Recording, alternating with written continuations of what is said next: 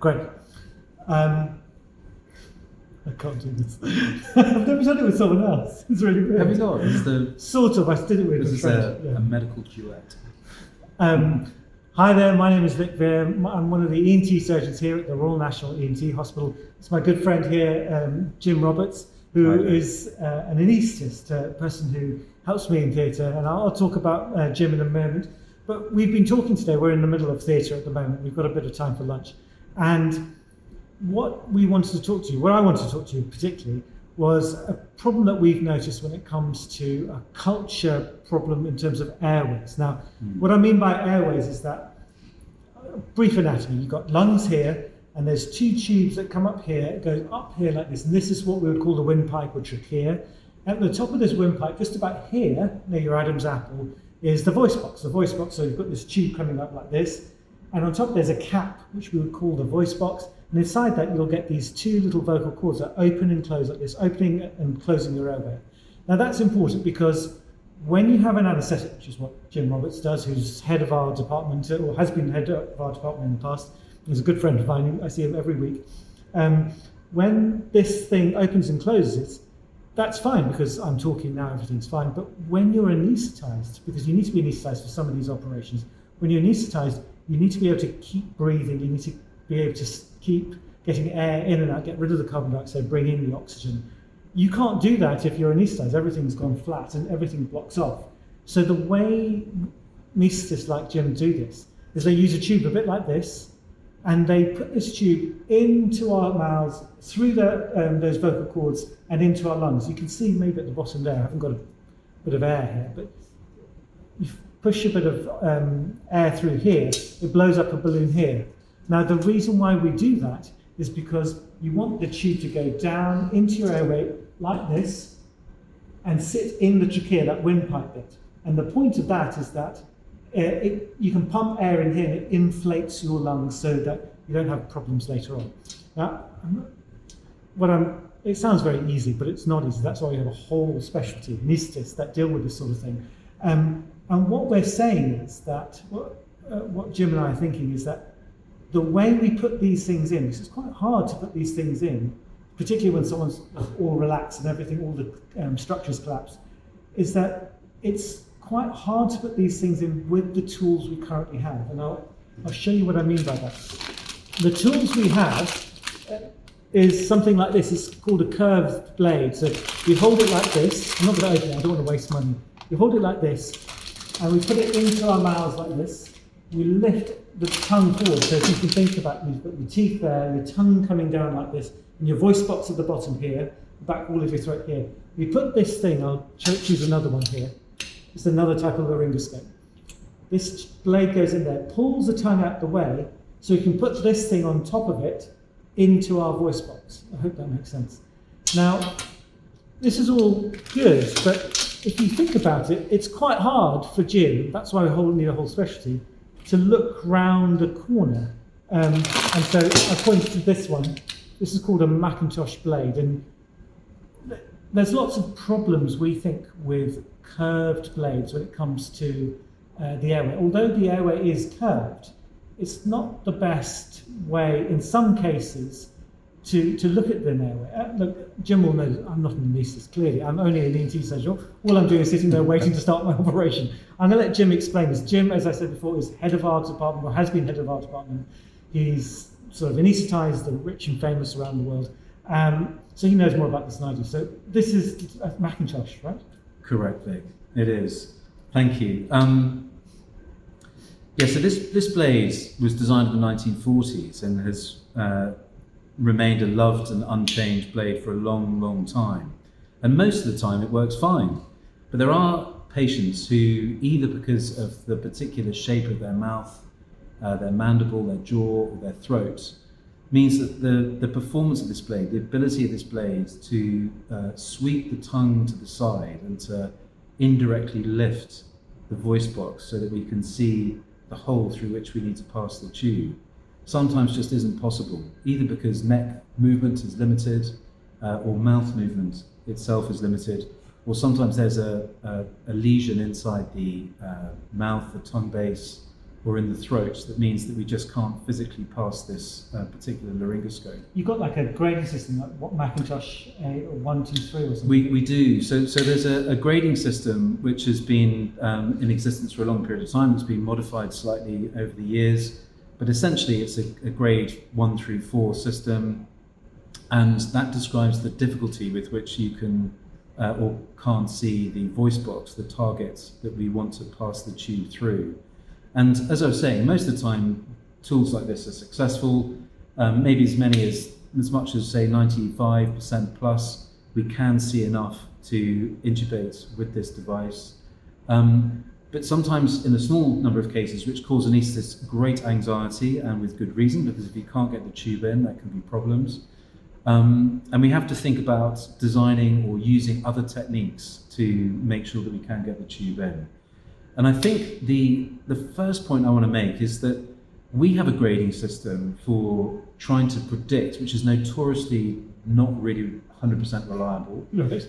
So we can be faced with unpredicted airway management problems, which are a worse style of problem than an anticipated style of problem.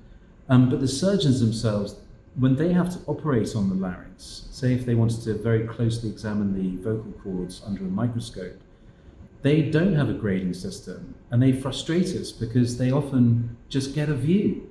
And the thing that's always intrigued me is they use a different instrument and a different technique. And I think that Vic can show an example of a laryngoscope, and you can see immediately the difference is the surgeons use a straight laryngoscope, and we commonly use a curved laryngoscope. And what's interesting about this is there's a sort of a trigonometrical, if that's even a word, truth, which is that we tend to use this laryngoscope in the center line of the patient. So we put it into the right side of the mouth, and we use this little flange here to sweep the tongue. So the tongue is one of the big soft tissue impediments to seeing the voice box, the thing we want to see. And we sweep it into the midline and we lift it up and away from us. So what I'll do is I'll lie down like this. Yeah, so I get to actually intubate Vic and Wake. You won't enjoy this.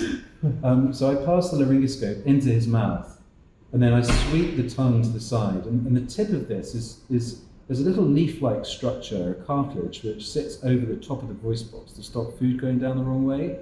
And we indirectly lift that by putting it into a little valley, it's called, just above it. And by pulling up and away, we lift that structure out of the way and hopefully reveal a visual pathway down which we can pass our tube. And actually sometimes, if there's a problem getting the tube down, we can nothing to worry about here. We can pass this structure, it's called a bougie. And because it's stiff and it's more easily manipulated, that's easier to pass down into his lungs.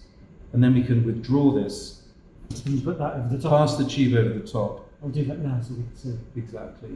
And then with this relocated in the mouth, we can pass that over and safely into the lungs. I feel safe already. So it's like an indirect sort of technique. But as I was saying, the surgeons, they don't have a scoring system for predicting difficulty with this procedure. And as I was saying, in the good spirit of rivalry between surgeons and anaesthetists, they often get a view, and they use a straight technique, using a technique where they come in from the side of the mouth. And that trigonometric phenomenon is that actually the approach angle to the voice box is flatter the more from the side that you go. Try and explain it. Yeah. So if you're going straight down the middle like this, you want to get the tongue out of the way. So what the anaesthetist do is push the tongue to one side and keep going down the midline, and sort of try and lift everything up. So you're using this one, right? Correct. Oops, I broke it. So you're going down the midline and you're sweeping the tongue off to one side, so the tongue is squished onto one side here. And the trouble is, I hear Jim telling his junior doctors, don't pivot off your tongue. Because if you pivot off your teeth, because if you're doing this, you're trying to lift everything up like that, you're going to break the teeth. That's why we tell people before an anaesthetic, you may chip your teeth, do you have any caps or crowns? And that's the sort of reason why we ask those questions. Mm. But if you're in the midline, you're trying to get round this corner. But the point that ENT doctors do, what we tend to do is not go down the midline, because again you have to pivot off that midline. There's not a tongue in the middle. we actually go down the side like this. So we avoid the tongue altogether, go round the side down that bit there, and we don't pivot off the teeth because there's not I can't, maybe I'll put a diagram up here so you can see Yeah, it. I think a diagram Make more is sense. pretty helpful. The idea is just the angles are all wrong. If you're going like this, if you're going through the side here at that, Yes. it's easy to get around that corner, and then you just come in on the side, what we would call the paramedian approach. I mean, I think what's interesting is that one of the design responses to this problem. So as I was explaining, this is an instrument which was pretty much designed in the 40s by Macintosh, and so some people relatively recently have created a type of laryngoscope called a video laryngoscope. So they've said, aha, solution to the problem. If you can't see round the corner, let's make the corner more hyper-angulated, put a video camera on the end, we can see round the corner. And video camera, this attaches to that, we can see round the corner. Now what's interesting, that sort of solves half the problem because we can see round the corner, and sometimes we're left with a problem with instrumenting the larynx, actually getting the tube in.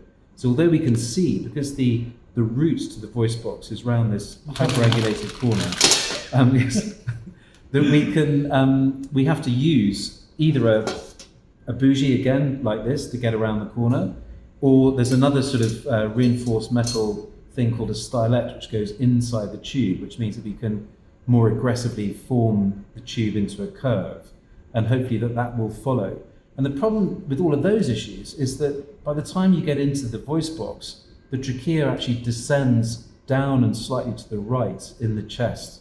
And all of these techniques mean that you end up abutting the front of the tracheal wall. So we coach people to rotate it 180 degrees so that they can pass the tube with relatively less resistance down the axis of the windpipe. Scratch, actually. I didn't know this. This is good. Yeah, and then it would sort of ream the mucosa, the lining of the windpipe, which would not be good. So there's obviously been quite a lot of investments into video laryngoscopes, but as I say, they don't solve all of the problems. And I think it's at this point, I really want to say, I always have the view that these laryngoscopes are a little bit like keys on a key ring. You're trying to pick a lock, the patient's airway, and your job is to guess which one's going to work the best. And if you have problems with that, learn from that experience, and then that'll inform your next best choice. But none of these techniques are fail-safe. You need to be broad and deep in your experience so that you can recognize the limits of a particular technique and know when to change when it's not working. Sorry, when you go. Yeah, so I was just going to say that there's all this sort of industrial investments in video laryngoscopes, and don't get me wrong, they've definitely made a contribution. But what's interesting for me is that laryngoscopy, anaesthetic laryngoscopy, started off with straight blades. That's why in the 1940s Macintosh invented the curved blade. That was in a response to the straight blade. So the reason he put the curve in was at the front end here, at the back, sorry, was to get away from the teeth, and at the tip here to get into the little valley above that epiglottic sort of trapdoor valve I was talking about on the voice box. So you've got the teeth there, the tongue coming down like this, and you've got a little bit of cartilage sitting up, a bit like an ear sitting inside the throat, and your voice box is actually behind there, here. And the thing is, when you eat or drink anything, the food comes down the tongue, hits this thing rather than pouring straight into your nose, so you cough and splutter every time you eat or drink anything. It actually hits this thing called the epiglottis, and then goes around the side of your voice box into your stomach like it should do. So what Jim's saying is that he puts this down into the tongue like this, so it's like that, in front of this epiglottis, and pulls the whole thing up the way so that from the teeth up here you can see right into the airway. Sorry, I can't help but talk. No, that's perfect. Whereas with this technique, using this straight blade, what we do is we use it rather like a surgeon would. Which so although this is made by or called a Miller blade, and it is designed to sweep the tongue in the traditional laryngoscopic fashion, we mimic the laryngoscopic approach of a surgeon by coming in down the side of the tongue in what's called a paramedian approach, going under the base of the tongue but lifting it up rather than trying to sweep it to one side, and then going under that little valve leaflet-like structure to directly view the larynx. And you're often rewarded in the face of failure with the curved blade you're often rewarded, mainly because the angle of approach to the voice box is just flatter. So in the same way the surgeons who are able to operate on the larynx by using a straight blade, we're actually able to see far, far better coming in with a paramedian approach, lifting the tongue, lifting the epiglottis, and revealing the larynx. Now, because this is a small, in fact, this is the larger of the two pediatric sizes, which is still quite long and actually long enough in our experience for most adults. So this is the bigger children's blade, but actually one of the features of these patients in adults is they often have a short distance between the tip of their jaw and the voice box. So you don't actually need that long a distance actually in this patient group typically. So this enables us to pass the laryngoscope in through the side of the mouth from an angled approach, which is a flatter approach to the voice box, lift up the tongue, lift up the epiglottis, and reveal the glottis. Now we often have to use a bougie in any event because the blade here is designed for children's tubes, and if you need to put a bigger adult tube, as we can demonstrate here, this tube probably won't fit through this particular, there's too much friction there, it won't fit through there. So we get around that problem by passing the bougie under direct vision into the larynx, and then in the usual way, passing the tube over the bougie. So we do this, just like I showed you before. Exactly. And I suppose the point is, you might say, listen, there's a relatively small number of patients who might benefit from this technique, but before the advent of video laryngoscopes, I was taught on this technique, and I've used it all of my career over the last 18 plus years as an anaesthetist. 19 now. And I've just found that it can be incredibly powerful, and it's relatively cheap, and it's an example of really a lost technique which ultimately costs nothing, whereas obviously designing a new laryngoscope blade comes with great expense. Some of these video laryngoscopes are extremely expensive, and I think it also just fascinates me that it represents an unmet design need. I mean, as I explained, this laryngoscope that we do use isn't actually designed for the technique I've just described. I think, but not many people are using this. Most people are using this one, aren't they? Exactly. And I often joke that if we could reanimate Macintosh, who obviously has passed away, I'm sure he'd say to us, I didn't mean you to use it for everything, because famously, sometimes anaesthetists are faced with a grade 4 view, which means that they can't see any of the structures that guide them to be able to pass the tube, and an airway disaster can ensue. And I think that if they had I've seen you use this in that situation, don't you? You just put it in blindly. Yeah, you can poke around blindly, exactly.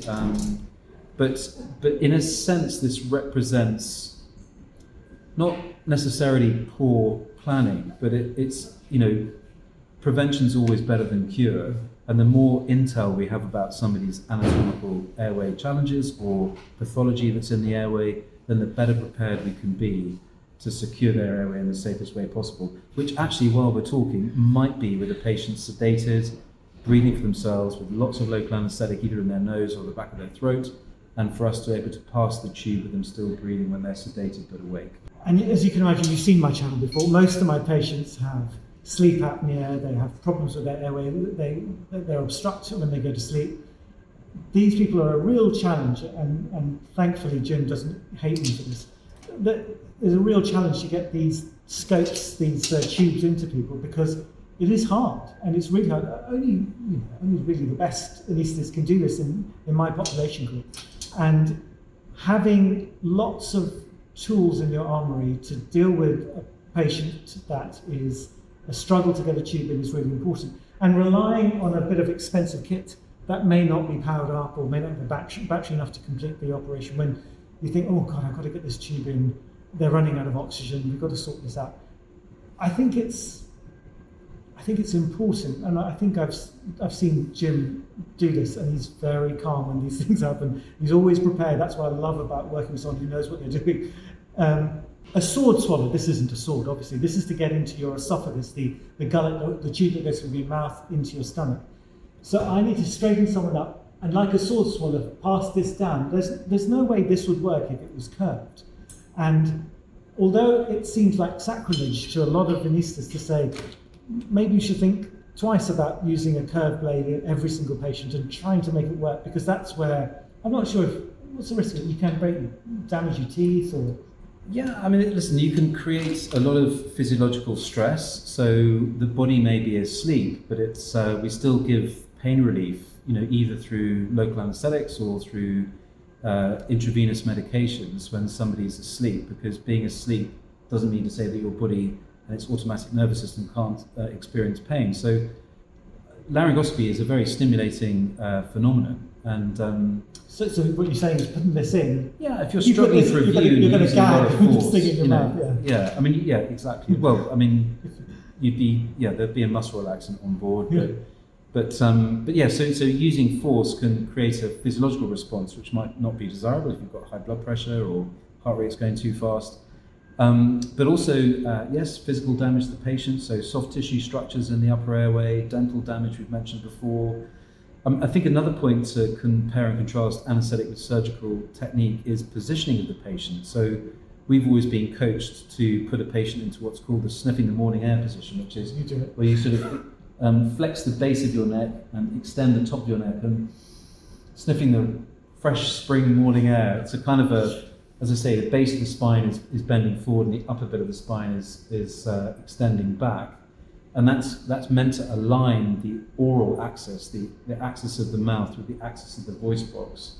And of course that works, but of course not in all patients, depending on their anatomy. So that's in contrast with surgeons who tend to use the sort of sword swallower technique where they have the back flat and the whole of the neck just extended to the max. And I think another thing which is fair to say is surgical colleagues often use a gum shield and much more force to push those soft tissues out of the way.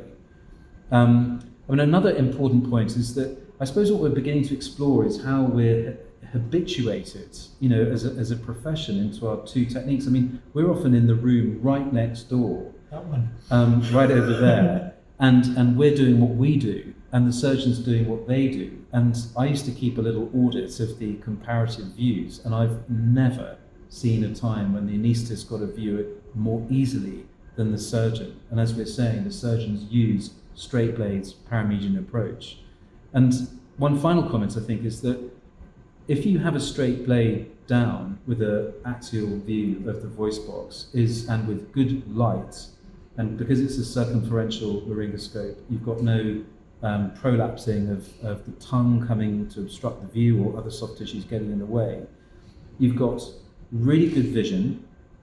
You can squirt oxygen down that structure and jet ventilate into the larynx, so you can oxygenate the patient, remove carbon dioxide, and you can see if there's an obstruction to intubation or a piece of pathology or the cords aren't relaxed correctly. You can make a diagnosis. What's the nature of the problem with the obstruction? And you can still intubate down it. If the laryngoscope has a removable floor, as some surgical laryngoscopes do, you can use the surgical laryngoscope, or indeed the surgeon. In fact, I'm going to go further, Vic, and say, you are one of the keys on the key ring. If we're having a really big problem with getting a tube down, we can invite the surgeon to come in with their laryngoscope and see if their technique and approach can pick the lock on that occasion. And knowing when to use that and when not to use that is an important anaesthetic airway skill.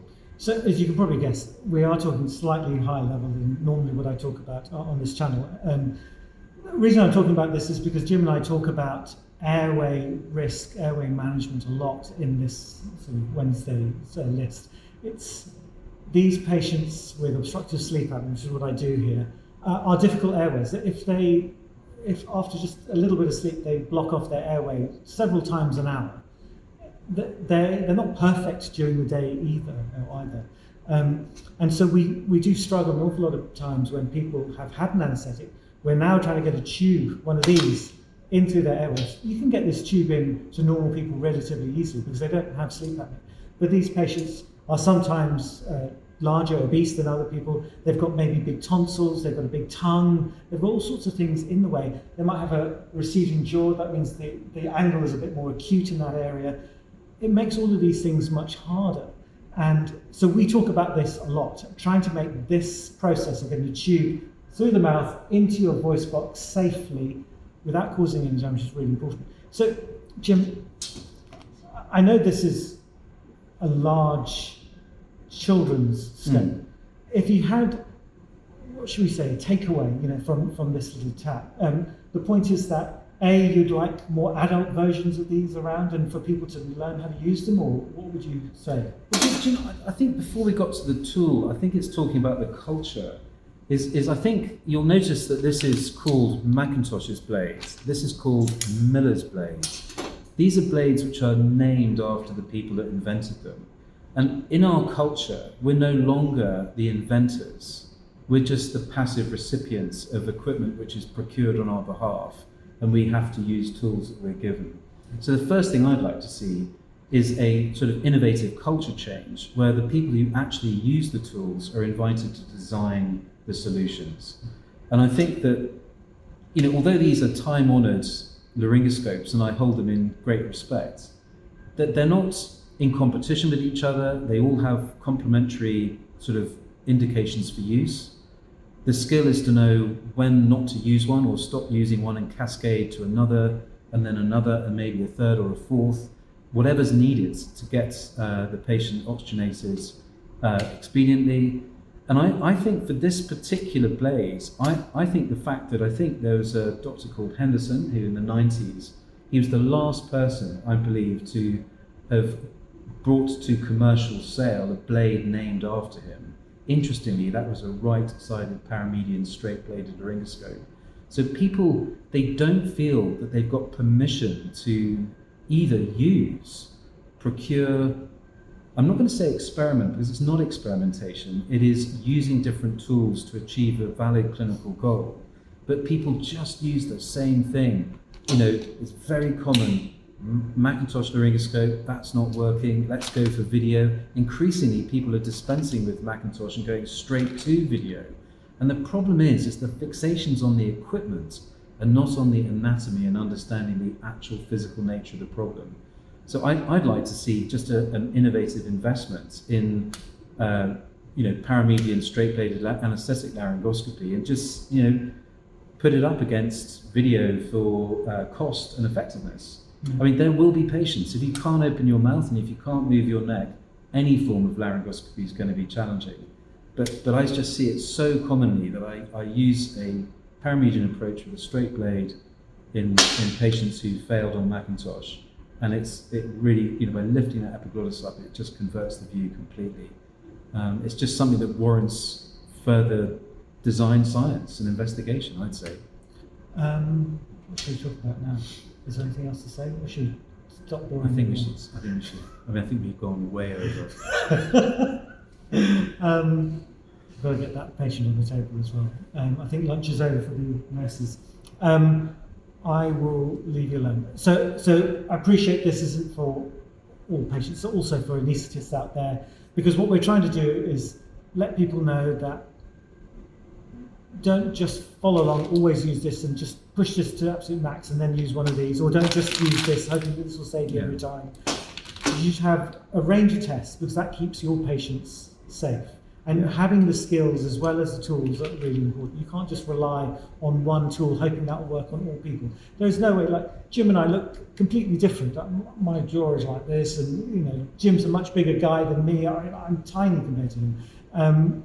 And we have both different airways, different size teeth, all these things. Trying to use one or slightly bigger or smaller size of the same type of thing doesn't work on every single patient. It's the same thing as like saying same clothes for everyone. It doesn't work that way. People are walking in and out. We've got to go. Thank you very much. Thank you very much, Jim. Pleasure.